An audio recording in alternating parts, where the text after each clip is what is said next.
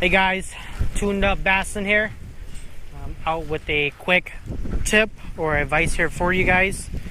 So what I'm going to show you guys today is how to spool, or how to spool your bait caster with braided line. What you want to do is you want to spool up until you can barely turn the handle, until it starts giving you some resistance. And then what you want to do is you want to go out to a park or whatnot, and we are going to stretch out this braided line. Okay, so stuck over there. Let me back here. Good up there. Awesome. Alright, so that guy is hooked up there. So then what you want to do is you want to go ahead and unspool your whole spool here. Okay, so take me a few minutes here, so I'll be right back. Alright, so what you want to do is you want to make sure that if you do spool braid it onto your line here, is you want to make sure that you use some type of backing on there. Okay,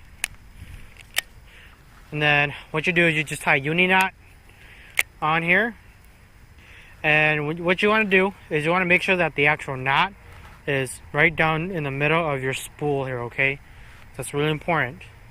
So right now it's not almost, so I'm gonna do that again, a little bit more.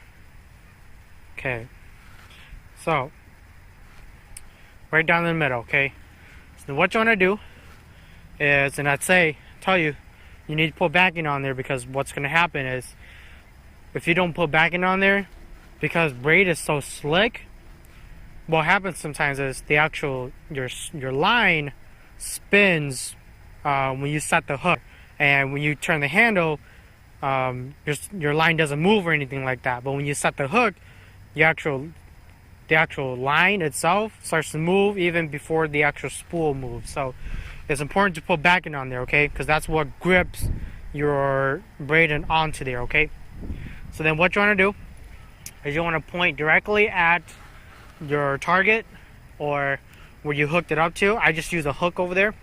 So what I do is we're going to lock down that drag, okay, and we are going to basically just start reeling it in. And what this is going to do is this is going to stretch the braid line just a little bit, because what happens sometimes too is when you go and set the hook on a fish, the actual line itself would dig into your spool. So what this will do is this will allow you to get as much stretch on the braid itself, so that way it doesn't cut into your spool. Okay, and this works really well with mono or fluoro. So I have another rod over there that has mono on there, but it will still work for fluorocarbon as well. So I'll show you guys what I'm going to do with that.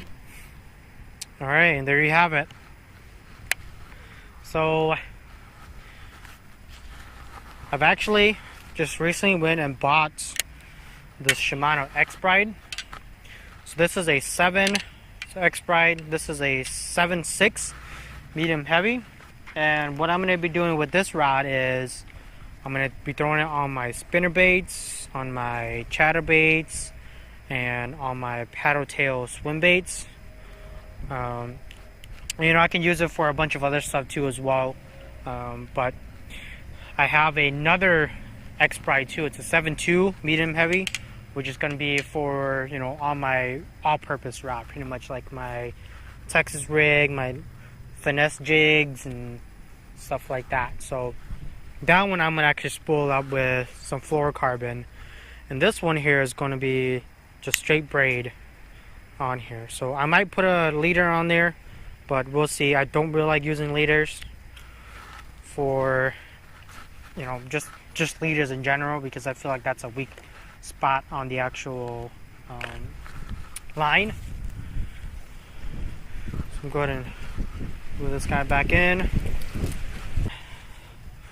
So this one is 12-pound mono, And what I'm going to be doing with this is I'm going to be doing the exact same thing, stretching the line. But I'm going to show you something a little bit different on what I do on here. So stay tuned. Alright.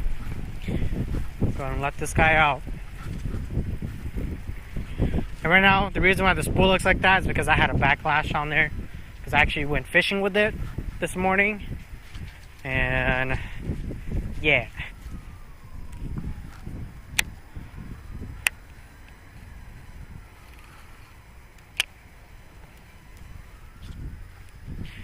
Alright. So I brought it down to the end of the spool here, okay? So what I'm going to do is same thing. Lock the drag. And we're just going to keep on pulling it.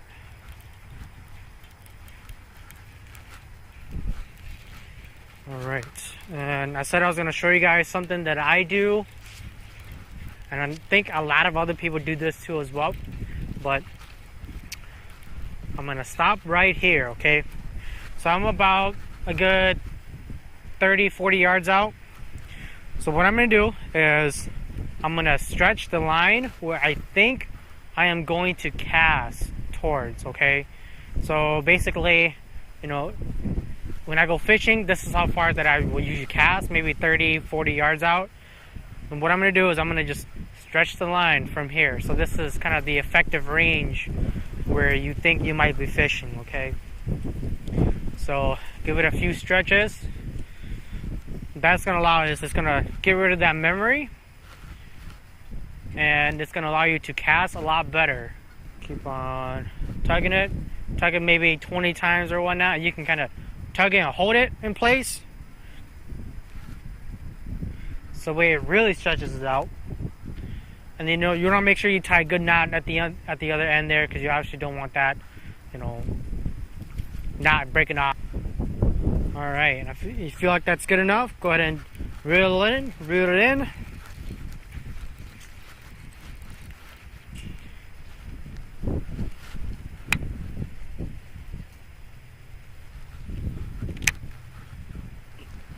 Alright. So, let me tell you guys a little bit about this setup here. So this is a 610 medium action powered fast tip paired up with a Corrado 70. You guys probably have seen this in my previous videos. I've used this reel all the time, okay? I feel like the 70 series is an awesome reel at a really good price point. I think it's at $200 right now. I feel like it's an excellent reel, okay, for pretty much everyday use. And especially, you know, since it is super small, you're able to palm it a lot better, okay? So what I'm going to be using this setup for is just going to be for my jerk baits and for my top water lures. So some of my treble hooks, like poppers or spooks or whatnot on there. Excellent rod and reel. I haven't used it yet, but you know, you can't go wrong with the Shimano pole, especially a Corrado. And pairing out the Corrado, I mean, both of the name makes sense, you know. But yeah, so basically my jerk baits and my top water lures on this setup here. This Braid 7.6 medium heavy. And my chatter baits, spinner baits, and paddle tail swim baits.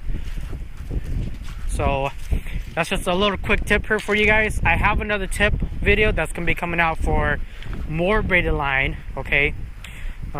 Basically how to effectively use braided line, or how to effectively, you know, spool it. I guess I wouldn't say the correct way, but that's just something that I do to maximize my braided line, you know, because, you know, braided line is expensive, and you know, with braided line, even though it's expensive, it actually lasts the longest, okay? So I'm gonna show you guys another quick tip on using braided line there, so stay tuned for that.